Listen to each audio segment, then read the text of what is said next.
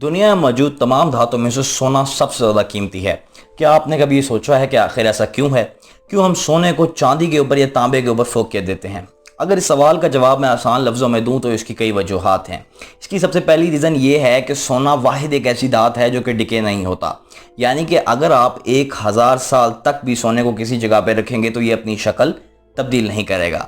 इसकी दूसरी बड़ी रीज़न ये है कि ये आसानी से अपनी शक्ल तब्दील कर लेता है और ये लेस रिएक्टिव है। इसके अलावा ये दिखने में भी बहुत ज़्यादा खूबसूरत लगता है। जी अस्सलाम वालेकुम। आज की इस हमारी वीडियो का मकसद आपको ये बताना है कि आखिर वो क्या रीज़न्स हैं, वजूहात हैं जिसकी वजह से पाकिस्तान में सोना इतना ज़्यादा महंगा क्यों है। इस वक्त पाकिस्तान में फ़ी तोला सोने की कीमत तकरीबन 1,09,000 के करीब है। पुराने ज़माने में ट्रेड का निज़ाम हुआ करता था। इस निज़ाम को बार्टर सिस्टम कहते थे। इस निज़ाम के अंदर ये था कि अगर मेरे पास अनाज मौजूद है तो मैं उस अनाज को दे के ट्रेड करके उस अनाज के बदले लोहा खरीद सकता हूँ। ये निज़ाम दुनिया के स्टार्ट के अंदर मौजूद था और इस वक्त करेंसी का कंसेप्ट ही नहीं था।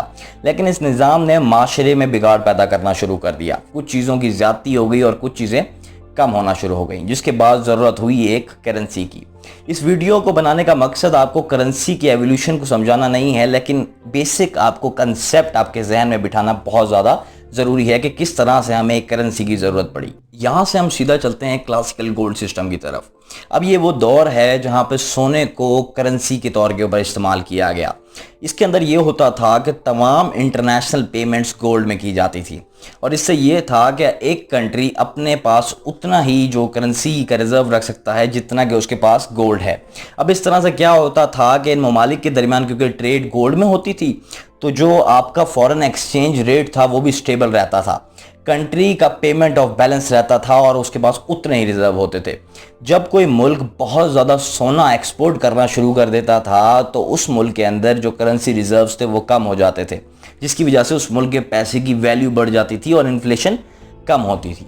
ये बड़ा ही बेहतरीन निज़ाम था जिसने दुनिया में कई अरसे तक स्टेबल रखा। ये निज़ाम 1870 से पहली जंग अजीम तक रहा और पहली जंग अजीम के शुरू होते ही ये निज़ाम ख़त्म हो गया। गोल्ड को एज ए पेमेंट यूज़ करने के इस निज़ाम को कई बार बहाल करने की कोशिश की गई, लेकिन ये नाकाम रहा। लेकिन इसने सोने की अहमियत को लोगों के दिलों में और दिमाग में बिठा दिया, जिससे गोल्ड की वैल्यू माशरे के अंदर और ज़्यादा बढ़ गई। इस निज़ाम को आके रिप्लेस किया डॉलर ने और डॉलर 1975 तक वही रोल अदा करता रहा जो कि गोल्ड कर रहा था। लेकिन काफ़ी ज़्यादा मुखालफत होने की वजह से डॉलर के अगेंस्ट काफ़ी ज़्यादा कंट्रीज़ थीं, जिसकी वजह से इस निज़ाम को भी ख़त्म कर दिया गया। ये जो मौजूदा निज़ाम है ये इस सारे मजमूए का, इस सारे निज़ाम का मजमुआ है। इसके अंदर गोल्ड भी इन्वॉल्व है, इसके अंदर डॉलर भी इन्वॉल्व है। ये तो था बेसिक गोल्ड का कॉन्सेप्ट, ताकि आपको बात क्लियर हो सके, ताकि आपको सोने की अहमियत का पता लग सके और गोल्ड की पीछे एक पूरी हिस्ट्री है वो आपको समझाई जा सके।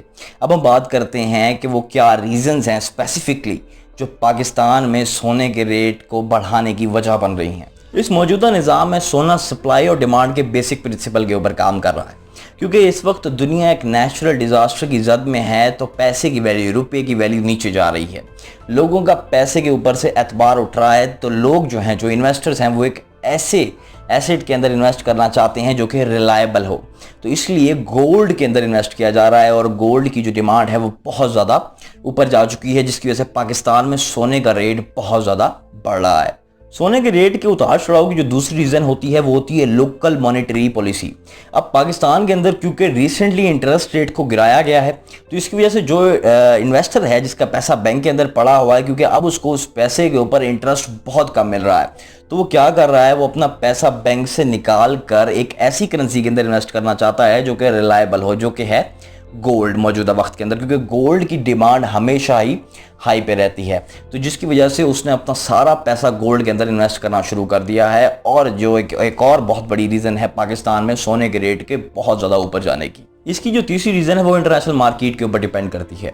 अभी रिसेंटली कुछ दिनों पहले ही सोने का रेट इंटरनेशनल मार्केट के अंदर तकरीबन $9 तक इंक्रीज़ कर गया है, जिसकी वजह से ये रिसेंट जो पाकिस्तान के अंदर सोने का रेट बढ़ा है ये उसका नतीजा है, उसका रिज़ल्ट है। इसकी एक अगली रीज़न है वो है मनी का डीवैल्यू हो जाना।